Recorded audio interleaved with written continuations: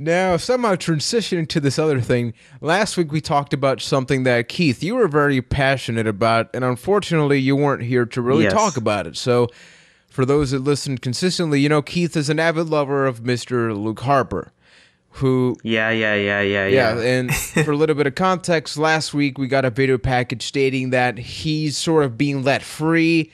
So all the speculation for the past week has been, oh, Bray Wyatt's letting go, Eric Rowan's going nowhere.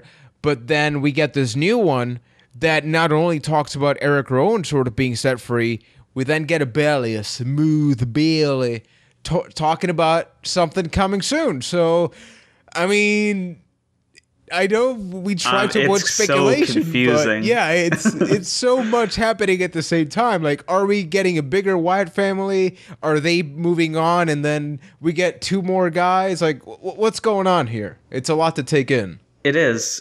It was a roller coaster. The last week has been a roller coaster, guys, because it hurt at first thinking that they're breaking up the Wyatt family. But then I thought, okay, well, Bray Wyatt's biggest weakness is the fact that he always has to rely on these dirty tactics to win. So you're taking away his backup, basically. So maybe it can help build Bray Wyatt to be this bigger character. And then it kind of confirmed it when they were setting Rowan free. And then all of a sudden, flip side. And now there's a new member of the Wyatt family. And now I'm totally and utterly confused because it kind of feels like Eric Rowan is just being set to die, basically, because how's he going to do on his own? We make jokes about it, but really, guys, how's he going to do? How's he going to eat? I mean, I know. How far can that sheep mask take him? I said it last week. Highlanders version 2.0. No, Just what you wait. have to do is team him with Sheamus, and then they fuse their faces together. Then you have a 360, like, fire crotch beard going on. 360 fire crotch. Book that tag team. Make it happen. No, but yeah, I mean, obviously with that, there's I was going to make a terrible joke. Go for it. Say it. I was going to say, Moscow Moose can they Knuckle. add Kel from Keenan and Kel and make it dance 360 fire crotch? Yep. I don't even Let's get move that. on. That's There was a beyond show my called head. Dance Let's move 360. on. Well, it's a bad joke when you have to like sort of give context to it. So Yeah, if I don't know it, that's a warned you bad guys, joke. all right? you know I what? warned Somebody you. listening somewhere probably got a very, very, very microscopical type of chuckle out of it. That's probably good enough. So, getting into mild spoiler territory here. So, earplugs for those that are listening. I don't know how that's going to happen, but there is a rumor online circulating that the Ascension could possibly be these people to replace Eric Rowan and Luke Harper. Personally, I think it actually makes a lot of sense. At first, you're like, I mean, Bray Wyatt's sort of different. But the way that I see it is that, you know what? Just make Bray Wyatt a manager for like months and months. Just take him out of the ring. Like, have him build other people. Have him do all sorts of things. So when he does get back into the ring, people go like, oh man, we're so overexposed to him as a manager that it's going to be refreshing to see him as a wrestler again. I agree with that point, but I don't think the Ascension are the right people for that. Like, their characters are kind of similar, but they're really different. And odds are they would probably mold the Ascension to be more along the lines of Bray Wyatt's crazy instead of their own. And I don't want the Ascension to change when they move up. This, I really hope this isn't true. First of all, I like that the Ascension have their own identity.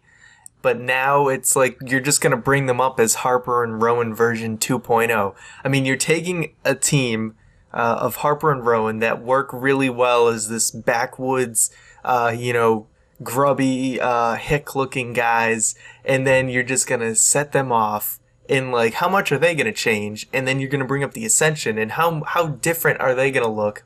How's their feel and look going to be different with Bray Wyatt than them? I feel like, I don't know, it doesn't make any sense to me, to be honest. Yeah, it does feel like there needs to be a lot of compromise. I just think that the Ascension are not really known for talking a lot, and I'm not even saying they need to. Realistically, they could just be two big guys to really do that, but it almost makes sense that you bring Bray Wyatt, an established guy, to sort of welcome them in, and then maybe they last a couple of months only together, but they get introduced, they get built up, then they can knock Bray Wyatt down, that we can get that babyface Wyatt that we've been speculating for months, and then we get new stuff.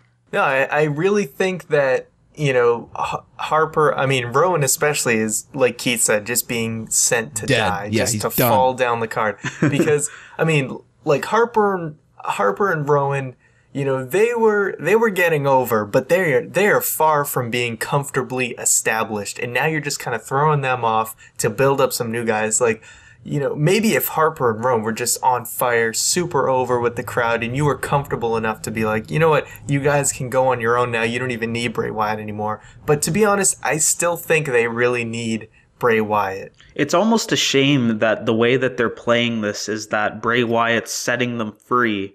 Because what if the Ascension came in and they were like Bray Wyatt's quote-unquote destroyers? They're kind of he gets them to do the job that Harper and Rowan couldn't do, and then it could lead to a feud, which would actually probably produce some really crazy, brutal matches between the Ascension and Harper and Rowan. Harper and Rowan. I don't know if I said that right, but I'll say it again just in case. Harper and Rowan. No, I do think that would actually be pretty interesting if they brought them in, and then you have basically 4 really big guys. We haven't seen that in a very long time. We usually see the underdogs and something, and both tag teams have very good matches. Obviously, Ascension is doing way more into the squash territory in NXT. They haven't really had a lot of those lengthy matches, but it'd be cool if sort of Harper and Rowan almost got jealous, or they actually started talking more. Like, you know what, Bray Wyatt can just try to replace us. Like, we're not taking for that. We're going to take down whoever it is he decides to bring in. Now, very, very simple question to close this out, and I also want to open this to everybody listening. Say the Ascension, Ryan, you're saying that you're not really buying this very much. We don't know if it's going to be 1 person, 2 people, how many.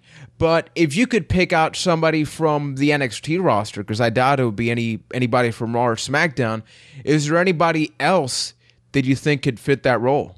The guy's pretty new to the scene. They're just starting to build him up on NXT, but I think a guy like Baron Corbin would actually be a pretty good choice.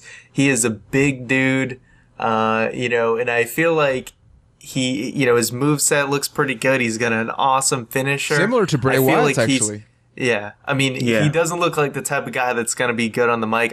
We haven't heard him speak yet, but I definitely feel like he's a few pieces away from being pretty great, and I think it would be a good place to start would be with Bray Wyatt. Mm-hmm. It's not a direct answer to your question, but I don't want to see anybody in that role. I think Bray Wyatt needs to do his own thing, not do these dirty heel tactics anymore, and just be a monster. So then to close it out, then I'll sort of split this into a 2-parter. If anybody, for those listening, who would you pick from the NXT roster to be the new guys, or are you going with Keith, which is like, you know what, let Bray Wyatt do his own thing? Personally, I'll actually sort of piggyback with what Mr. McNulty said, which is I think a guy like Baron Corbin would be interesting because he's a big guy, he's a young guy, he's not bearded. It's different. Like, obviously he has that grungy look to him.